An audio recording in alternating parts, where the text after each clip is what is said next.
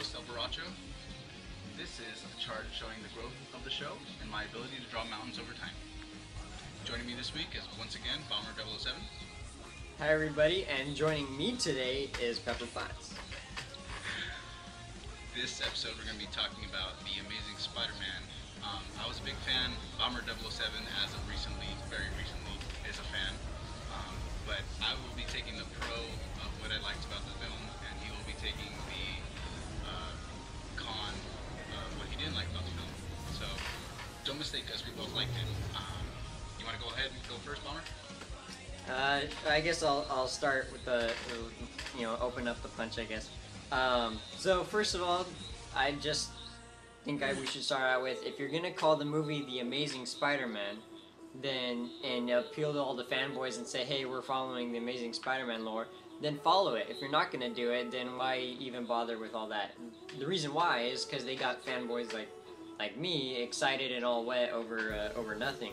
Which brings me to my second point: is Peter's parents. If Peter, if you're gonna call it The Amazing Spider-Man, then why are Peter's parents not spies? And are they gonna address that? Why didn't they address that? It seems like they were just trying to hide the decay rate algorithm, and they weren't involved in any kind of spy, double O agent kind of thing for the government. Your thoughts on calling it The Amazing Spider-Man? I guess because he was younger, so The Amazing Spider-Man is in high school, so that was kind of cool, I guess. The other Spider-Man movie started out when he was in high school. Oh, it did. That's right. I forgot about that. But then it goes into him being in college. Eventually, so, yes. They followed some things. It's cool that he was in high school, though. But that's the only amazing thing from that story I can piece together, really. There's no Brock. I would have liked to see some, I guess he doesn't really... No, I guess Brock's not in high school. Yeah, I mean, Flash Thompson was in there. That's Flash was in there, yeah. Future Venom. Okay, so let's talk about things that we already know we disagree on. Peter's suit is so phantasmic that no one, how did he get it? Where did he order it from? Etc., etc., etc. El Baracho likes the suit. I like the suit. I think it's kind of neat how, I feel like if a teenage kid was going to make a Spider-Man suit, what are you going to make the Spider-Man suit out of? The stuff you got around you, like the lenses for his mask was from sunglasses, the boots for his shoes were the bottom of Nike shoes, which makes sense because they're athletic shoes. And then the rest of it was... The rest of it, I mean, does it really matter? How many times do we need to see Spider-Man stitch together a suit or have a suit that some family member left for him mysteriously?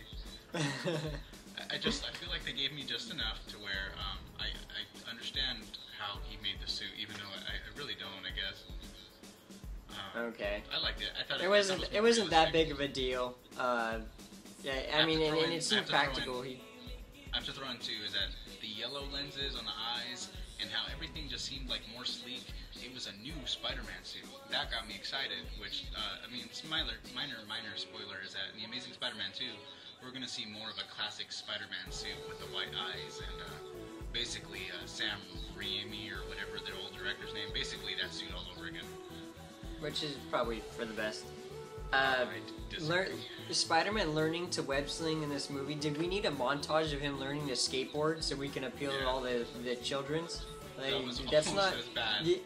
In the bonus features, they have videos of him filming a montage of him actually doing very practical stunts where he's learning how to web sling, and it could have been a great moment. That is vital to the movie, I think, to an origin story, and they got that wrong. It's oh, look it, I'm Spider-Man, so I'm that montage I'm Rodney Mullen. Captain America. How Captain America didn't kick any ass the whole movie, but in that 1 4-minute montage, he kicked so much ass. Yeah, ish. Yeah, that montage also made it very hard to discern how much time was passing, because eventually we find out Captain America was in the entire World War II, but in the montage it's very hard to figure out how much time has elapsed in that. Back to Spider-Man though. Yeah, right. Back to Spider-Man. What's the next thing you did? So Captain Stacy, for the purposes of this movie, is J. Jonah Jameson. he, in the comics, he's on Spider-Man's side. Spider-Man's helping fight crime. He's not, but because they didn't want to do JJ in this movie, all of a sudden they're gonna make him the bah humbug and like Spider-Man's a menace and he needs to be taken down, and he's a vigilante, and like they put two characters and like we're gonna combine them because we don't have the time to make JJ in this movie. So JJ's supposed to appear in Amazing Spider-Man 2, so that's something I got my fingers crossed for. But good, that'd be I good. agree on that one. They definitely did. They made Jonah Captain Stacy. They sure did. Another nitpick I have is the decay rate algorithm. I think the decay rate algorithm in this case is just the movie in general. I don't it's very unlikely that even if Peter was able to copy and paste the decay rate algorithm, how's he going to explain that to Dr. Connors that he just came up with it? He's in high school. Dr. Connors has a PhD. He's been doing this for 30 years or so. So, I don't know. Nitpicking. But more importantly, what I like to argue with you about is Dr. Connor's motives do not match up with his end plot. He at the end of the movie he plots to turn everybody into the Lizard, but his motives are just to heal his arm back. There's no reason to heal his arm back, but in the process of healing his arm back, he realizes that it would be great for the human race is if he can improve our DNA to where nobody ever has to lose an arm or nobody ever has to get cancer.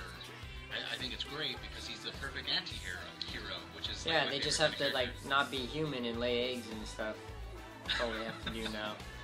I think it made perfect sense. Is that he could fix himself. He realized that it works on himself, and because of his anger fluctuations that are a downfall of the algorithm, the formula or whatever he makes. He decides that everybody else should be just like him, which is a villain thing to do, but the reason why he's doing it is good. Something that if I was a villain, I think that I would do, if in real life, I like this thing, why doesn't everybody like this thing? I'm like the very same way.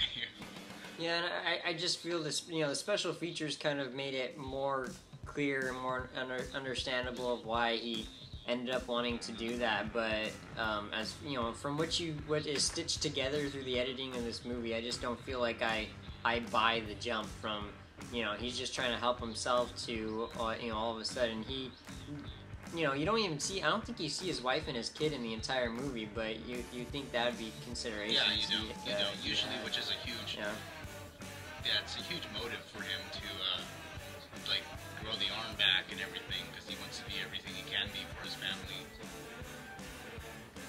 I see that as a minor detail that they skewed for the better.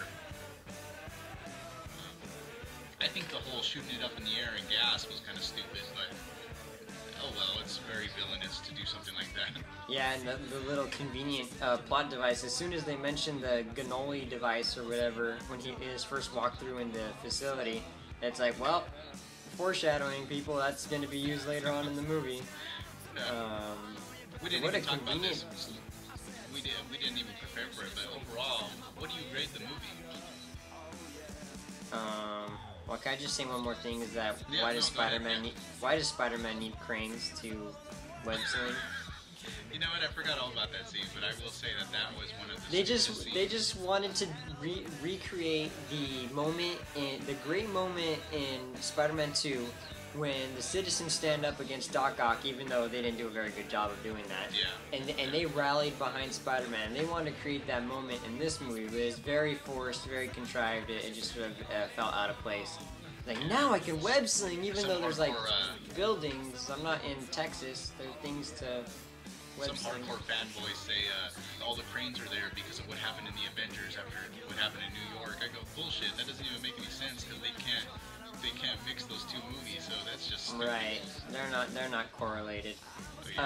God. So I mean, I am the right. So as the devil's advocate, you want me to grade it, or you want me to? No, grade it because I know that your grade's gonna be lower than my grade. So I don't know. Let's give it a friendly 7.5. I don't know. Yeah. Could have been better. I mean, I did enjoy it. I really did enjoy it. If I'm not nitpicking, here and there. It just, you know, because the fights with the lizard, now that I'm done being devil's advocate, the fights with the lizard have to be some of the best, the best fights in Spider-Man since Doc Ock, since there was a lot of tangling going on there. I think that we agree on is that Spider-Man 2 is actually pretty good. Yeah. Yeah. So, anyways, I graded a 8.40. Okay. Or an 8.4 if you're American. But yeah, I liked it. I give it a solid B.